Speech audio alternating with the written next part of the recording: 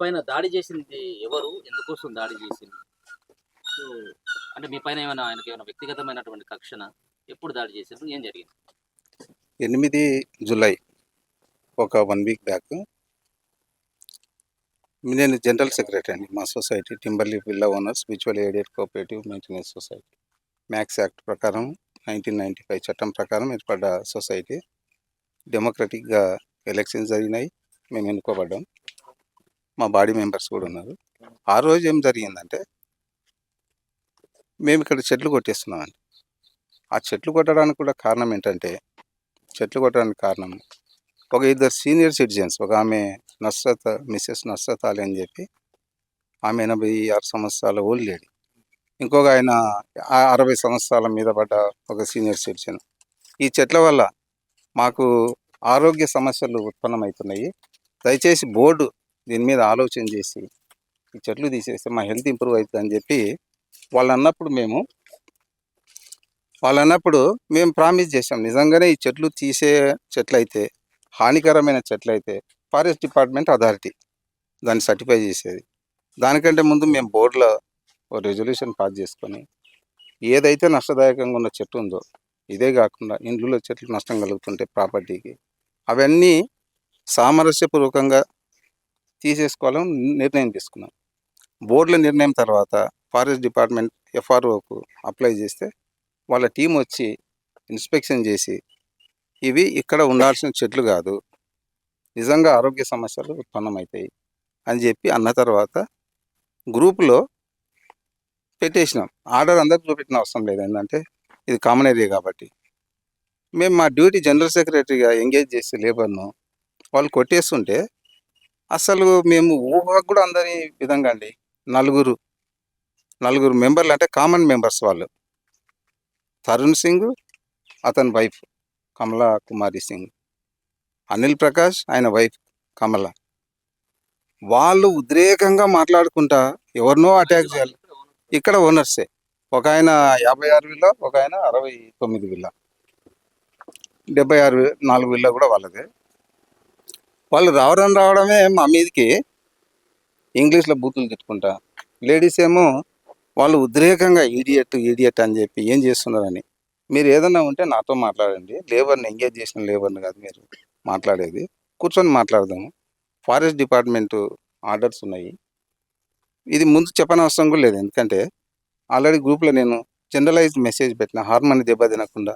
గ్రూప్లో పెడితే ఏంటంటే చర్చ అవుతుంది, వేరే దానికి దారితీస్తుంది అని చెప్పి మేము చాలా బాధ్యతాయుతంగా ఉన్నామండి ఆ రోజు. మా ప్రెసిడెంట్ గారు, బోర్డు మెంబర్స్, మా అడ్వైజర్స్.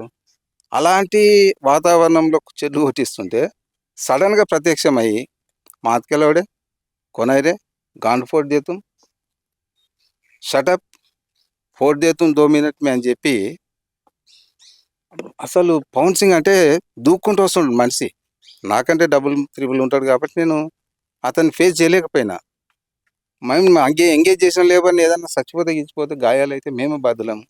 మధ్యలో పోతే నాకు ఉతిక పట్టుకొని అసలు కాలు పెట్టుకుందాం అనుకుంటున్నా, అక్కడ ఆ బెంచ్కి వెనుక తోసేసి అటాచ్ వెనుక పోయింది. ఇంత ప్రాసెస్ నా కుడి చేయి పోయి రంప మీద పడింది.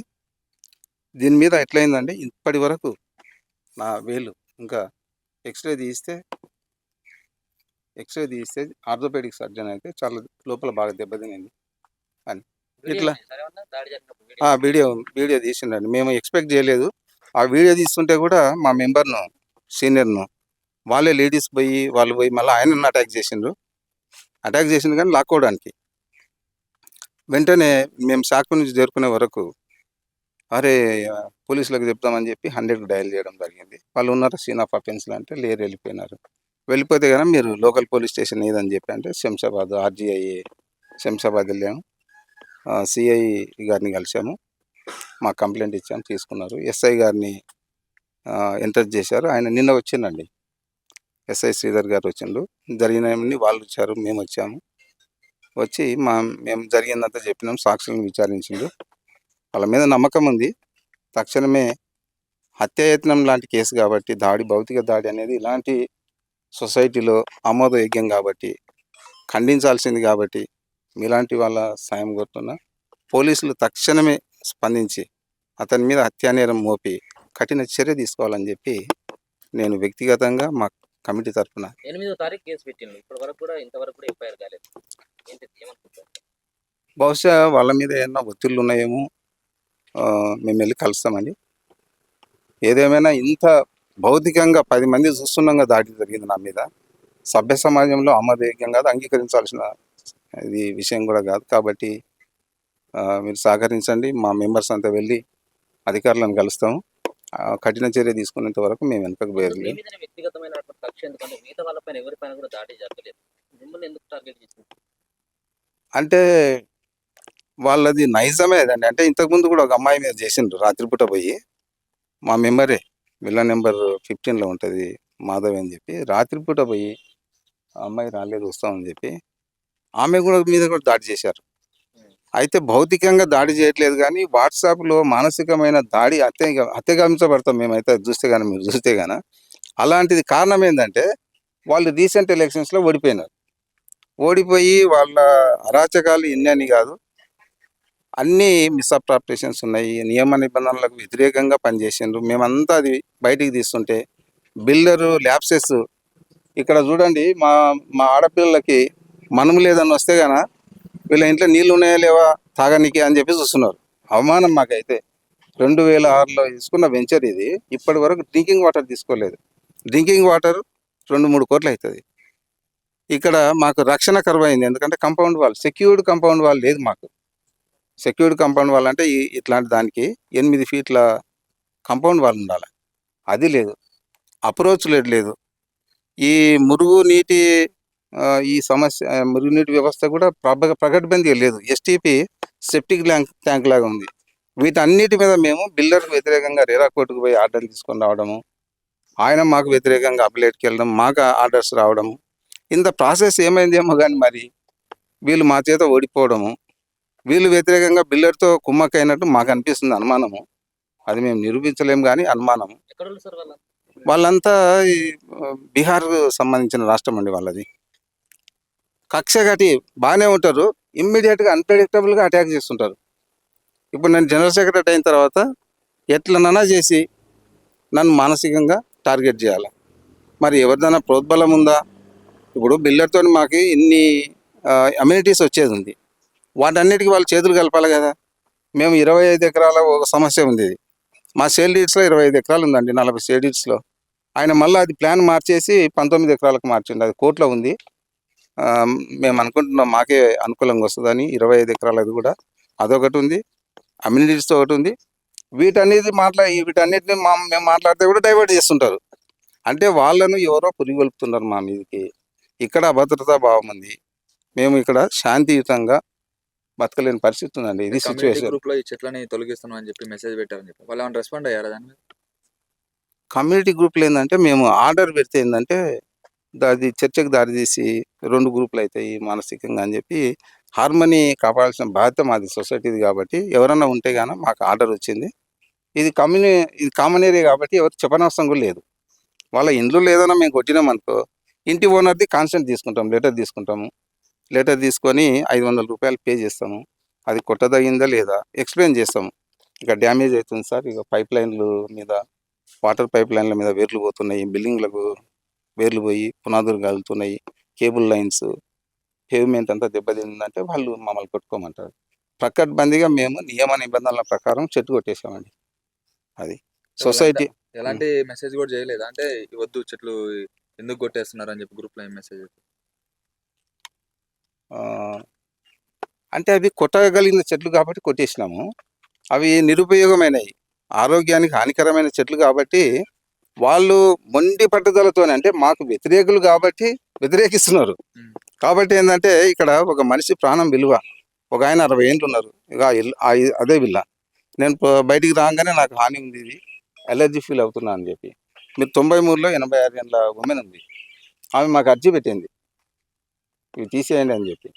ఫారెస్ట్ డిపార్ట్మెంట్లో అవన్నీ పరిశీలించి ఇవి తీసేసుకోవచ్చు అన్నప్పుడు మేము తీసాము. దీనికి మేము గ్రూప్లో పెట్టనవసరం లేదు, వ్యక్తిగతంగా పెట్టనవసరం లేదు. ఎవరైనా వస్తే మాత్రం చెప్పొచ్చు, కామన్ ఏరియా కాబట్టి.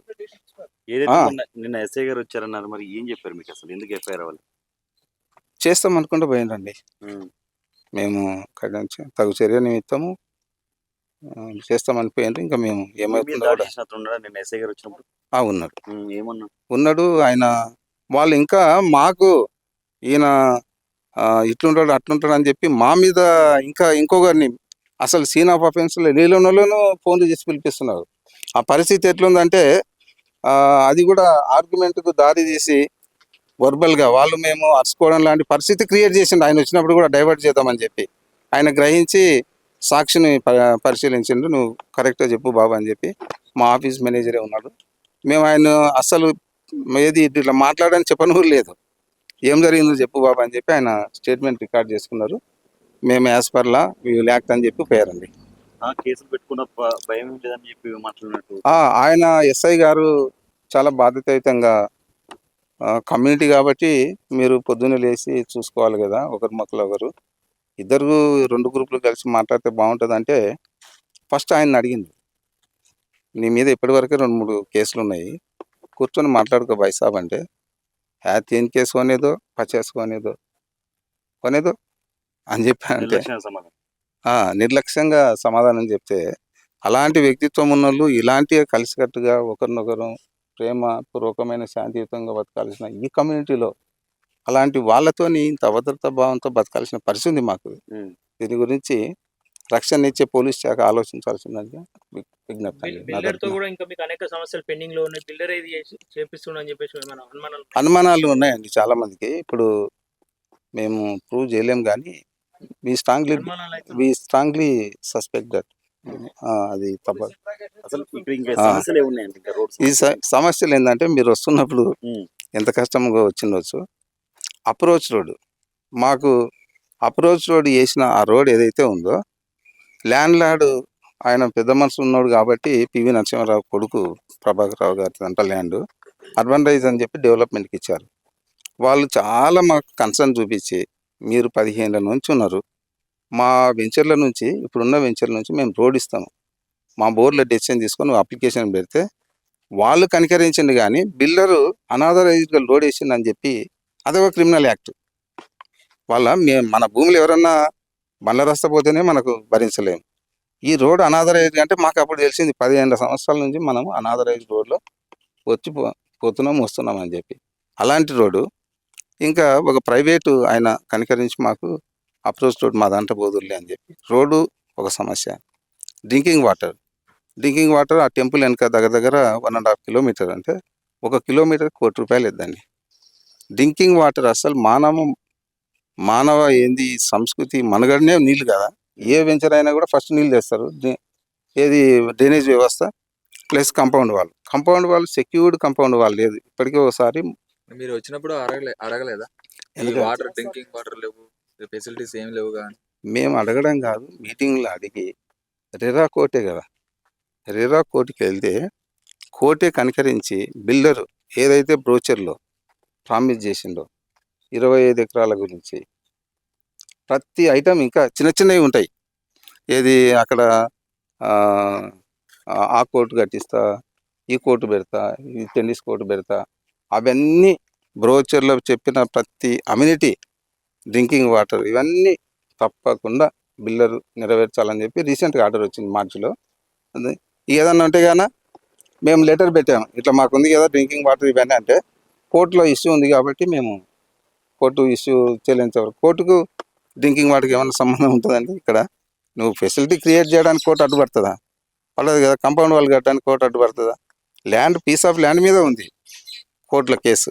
25 ఎకరాల 20 ఎకరాల 25 ఎకరాలేమో 40 నుంచి 50 మంది రిజిస్ట్రేషన్ డాక్యుమెంట్లో 25 ఎకరాలు ఉంది. రీసెంట్గా ఆయన లాస్ట్ ఎల్పిలో 20 ఎకరాలు ఉంది, అంటే 19.25 ఎకరాలు ఉంది. కాబట్టి ఇవి ప్రధానమైన సమస్యలు ఏంటంటే ఆయన నుంచి రావాల్సిన ఈ అమ్యూనిటీస్ ఆయన యాజ్ ఎ బిల్డర్ తప్పకుండా మాకు ప్రొవైడ్ చేసే సౌకర్యాలు అండి. అది ఫైనల్గా ఏం చెప్పాలనుకుంటున్నారు? ప్రాణహాని ఉందనుకుంటున్నా? నాకు చాలా అండి, మొన్నటి నుంచి అభద్రతా భావంతో ఉన్నా నేను.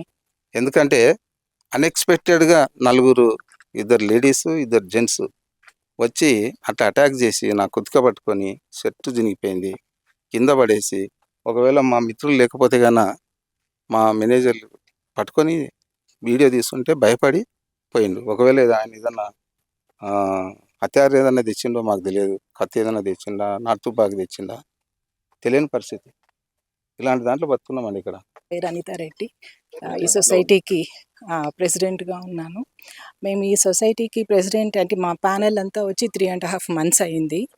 ఆ వచ్చిన రోజు నుంచి ఎంత హ్యూమిలియేట్ చేస్తున్నారంటే ఓడిపోయిన ప్యానెల్ చాలా చాలా ఇబ్బంది పెడుతున్నారు. తర్వాత మా జిఎస్ గారిని అంత మ్యాన్ హ్యాండ్లింగ్ చేయడం కరెక్ట్ కాదండి. ఇంత పెద్ద సొసైటీలో అందరూ ఎడ్యుకేటెడ్స్, ఎక్కువ ఏజ్ ఉన్న వాళ్ళు, కొంచెము ఆలోచించే వాళ్ళు కూడా ఇంత వచ్చి నేను ఆయనను తోసేయడం ఇవన్నీ మేము చాలా ఇదిగా బాధపడుతూ ఖండిస్తూ ఉన్నాము. ఇక్కడ ఉండడానికి కూడా చాలా భయమేస్తూ ఉందండి. ఎందుకంటే ఒక 2 minutesలో చంపేస్తాము అని చెప్పేసి అని అంటున్నారు. ఇది ఏం చేస్తారో అనేసి కూడా బాగా భయంగా ఉంది మాకు. మా ప్యానెల్ వాళ్ళందరికీ చాలా చాలా భయంగా ఉందండి. వీళ్ళందరినీ చూస్తూ ఉంటే అంత ఈజీగా మాట్లాడుతున్నారు. వాట్సాప్లో అయితే ప్రతిరోజు మినిమం ఒక 5 families వాళ్ళు ఒక 50 to 100 మెసేజెస్ భయంకరంగా రాస్తూ ఉన్నారు. ఎంత హ్యూమిలియేషన్ అవుతుందంటే మేమేదో ఈ సొసైటీకి ఏదో చేయాలి, పాత బోర్డు సరిగ్గా చేయలేదు, మాకున్న దాంతో మాకున్న కొంచెం ఆలోచనలతో మంచి చేద్దామని వచ్చినాము. మమ్మల్ని ఒక్క అడుగు కూడా ముందుకు వెళ్ళనీయకుండా భయంకరంగా విసిగిస్తూ ఉన్నారు. ఆ వాట్సాప్లో అది చూసే మానసికంగా చాలా చాలా కుంగిపోతూ ఉన్నాము. చాలా ఇబ్బంది పెడుతున్నారండి. మా సార్ గారికి ఇలా జరగడం అందరం మా ప్యానెల్ తరఫున చాలామంది అందరూ కలిసి ఖండిస్తూ ఉన్నాము. ఇది మీరు చూసి దీని అంతా కొంచెం కరెక్ట్గా చేయాలని చెప్తున్నాను. ఇక్కడ ఏదైతే సాతంరాయి ఉన్నదో గ్రామము, దీనికి 2 ఆమ్లెట్ విలేజ్లు ఉంటుంది. ఒకటి లంగర్గూడ ఇటు పక్కకైతే ఇది పాషమండ రెవెన్యూ విలేజ్ అవుతుంది. ఈ 2 సాతంరాయి గ్రామ పంచాయతీకి అటాచ్డ్ ఉంటాయి. 2006లో ఇక్కడ స్థానికంగా నేను ఎంపీటీసీ నుండి ఇప్పుడు state vice chairman Congress party Jalpalli Narender నా పేరు. ఈ ప్రాంతం అంతా మేము తిరిగింది చేసిందే కాబట్టి 2006లో ఇక్కడ ఉన్నటువంటి బిల్డర్ ఏదైతే కిరణ్ కుమార్ గారు ఉన్నారో, ఇప్పటిదాకా చెప్పినటువంటి ఇక్కడ వచ్చినటువంటి వీళ్ళంతా ఎడ్యుకేటెడ్ ఫ్యామిలీస్, కంప్లీట్గా డిగ్నిఫైగా ఉండేవాళ్ళు. వీళ్ళ మధ్యలో ఎప్పుడు కూడా రాని నిజంగా కూడా ఒక మనిషి మీద భౌతిక దాడి చేస్తున్నారంటే చాలా ఘోరమైనటువంటి పరిస్థితి. ఇక్కడ ఉన్న బీఆర్ ఫ్యామిలీస్ 4-3 అంటున్నారు. వాళ్ళ మీద ఖచ్చితంగా నేను డీజీపీ గారి దగ్గరికి వీళ్ళందరినీ తీసుకెళ్తా. ప్రభుత్వం, కాంగ్రెస్ పార్టీ ప్రభుత్వంలో నిజంగా కూడా ఇటువంటి కార్యక్రమాలు ఏవి కూడా నచ్చదు. కానీ ఇక్కడ వీళ్ళంతా చాలా 10-12 ఏళ్ళ సంది చూస్తూ ఉన్నాను. ఇక్కడ ఉన్నటువంటి వీళ్ళంతా ఆఫీసర్స్ వాళ్ళ డ్యూటీ ఏంది వాళ్ళు చేసుకొని వాళ్ళు సక్రమంగా ఒక నిజాయితీగా ఒక పద్ధతిగా ఉండేటువంటి వ్యవస్థ ఈ గ్రేటర్ కమ్యూనిటీలో. అటువంటిది ఒక చీడపురుగు లాంటి ఈ బీఆర్ ఫ్యామిలీస్ ఏదైతే 2-3 ఫ్యామిలీస్ ఉన్నాయి, తరుణ్ సింగ్ కావచ్చు, ఇంకా వగైరే కావచ్చు, వాళ్ళ మీద నిజంగా కూడా పీడీ యాక్ట్ పెట్టమని డైరెక్ట్గా సిపి గారు, డీజీపీ గారి దగ్గరికి బయలుదేరుతాం. 100%గా వాళ్ళందరి మీద తప్పకుండా చర్యలు తీసుకుంటాం, కఠిన చర్యలు. ఎందుకంటే ఇప్పటిదాకా ఈ కమ్యూనిటీ ప్రెసిడెంట్ గారు ఒక మహిళ ఆమె ఎంత చక్కగా చెప్పిందంటే నిజంగా కూడా ఇక్కడ బ్రతకడానికి కూడా మాకు భయభ్రాంతులకు గురవుతున్నాం. అంటే ఇప్పుడు భారతదేశంలో ఉన్నామా లేకపోతే మనం బయట కూడా ఇంకెక్కడన్నా ఉన్నామా, పాకిస్తాన్లో ఉన్నామా అన్నటువంటి ఫీలింగ్ కలుగుతున్నది మాకు వింటేనే. మన దేశంలో మనం బ్రతకనికే వీలు లేకపోతే ఇక ఈ ప్రజాస్వామ్యం, ఈ చట్టాలు ఎందుకు, ఇవన్నీ ఎందుకు మనకు? కనుక దయచేసి దీని మీద కఠిన చర్య తీసుకుంటారు ప్రభుత్వం. దీని మీద ఖచ్చితంగా చర్య ఉంటుంది. వాళ్ళ మీద పీడీ యాక్ట్ పెడతాం. ఏది ఏమైనా కూడా వీళ్ళందరికీ కూడా మేము సపోర్ట్ ఉంటాం. ఇక్కడ ఉన్నటువంటి స్థానికులం అందరం కూడా ప్రజాస్వామ్య దేశంలో ప్రజలకు ఖచ్చితంగా అన్ని విధాలుగా అనుకూలంగా ఉంటాయి. మేము ఖచ్చితంగా సపోర్ట్ ఉంటాం. ఏది ఏమైనా కూడా ఈ సుచిర్ ఇండియా బిల్డర్ అన్నట్టుగా వీళ్ళకు సౌకర్యాలు ముందుగా ఎక్కడి నుంచి సౌకర్యాలు లేవు. వీళ్ళు మోసపోయిన వాస్తవమే. దీని మీద కూడా మేము తప్పకుండా సీఎం గారి దృష్టికి, ఈ స్థానిక ఎమ్మెల్యే దృష్టికి తీసుకెళ్లి ఈ ప్రాబ్లమ్స్ అన్ని సాల్వ్ చేస్తామని చెప్పి నేను మీడియా ద్వారా తెలియజేస్తా ఉన్నాను. Thank you. అసలు ఏం జరిగిందన్న? మీరు ఆ టైంకి ఇక్కడే ఉన్నారంట కదా గొడవ? నేను ఆ రోజు ఇక్కడే ఉన్నాను. నేను ఇక్కడ మేనేజర్ని. అయితే అక్కడ ఆ రోజు చెట్లు కొట్టియడానికి పర్మిషన్తో కొట్టిస్తూ ఉండే. అయితే బయట నుంచి వచ్చిన చెట్లు కొట్టడానికి వచ్చిన ఎంప్లాయీస్ ఉండే, వాళ్ళు కొడుతూ ఉండే. ఇక్కడ 56 విల్లా 75 విల్లా అతను, 56 విల్లా అతను తరుణ్ కుమార్ రెడ్డి అనేటైనా ఆపోజిట్ తరుణ్ కుమార్ సింగ్ ఆపోజిట్ నుంచి ఉర్లుకుంటూ వచ్చిండే. మా జనరల్ సెక్రటరీ ఉన్నారు, అతని మీదకి వస్తూ ఉంటే మా జనరల్ సెక్రటరీ ఆపేయండి. పక్కన చెట్లు కొట్టేటోళ్ళ మీదకి వెళ్తుంటే ఆపుతుంటే మీరు ఆపొద్దు అని చెప్పి ఆయన కొంచెం బ్యాడ్ వర్డ్స్ యూజ్ చేసి, బ్యాడ్ వర్డ్స్ యూజ్ చేస్తే నువ్వు అట్లా మాట్లాడద్దు అని మా జనరల్ సెక్రటరీ చెప్పారు. ఆ జనరల్ సెక్రటరీ చెప్తే ఆయన మీదికి పోకుండా ఆయన దొబ్బేసి మీదికి వెళ్తే నేను ఇంకా అక్కడ ఉన్నాను కాబట్టి వెళ్ళి వెనకాల నుంచి పట్టుకొని అతన్ని బ్యాక్ సైడ్ లాగేసాను. నేను లేకుంటే మాత్రం ఆయన కొట్టేటోడు చంపేటోడు అది నాకు కూడా తెలియదు. అది ఉన్న వాస్తవం. ఆ రోజు అక్కడ అక్కడ ఎవరి మిస్టేక్ అనిపించింది?